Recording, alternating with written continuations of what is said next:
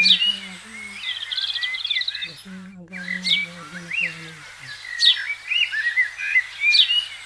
Ayun. Ang galing lang, haba-haba.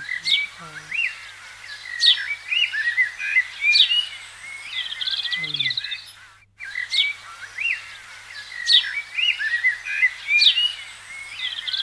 Ayun, babalik na siya.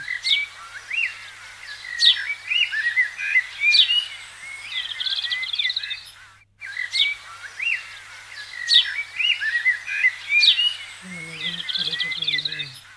May dumating kasi ng isang ibon. Ayun, yung dalawa. May dumating kasi ng isang ibon na ito yung dumating. At may dumating ng isang ibon na ito. Ang galing nila, diba? Nakakuha nila yung uod dun sa ilalim ng lupa. Ang haba-haba ng tukasan. Ayun. Ayun. Wala ng tukasan.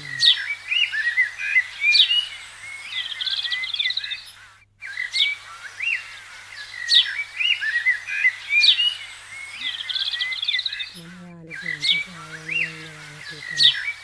Hindi sila sa may ng siya. Gawa kasi ng itim na ibon. Hindi natin makita kasi nagtatago sila din sa nilipad na. Bye-bye, ibon! God bless.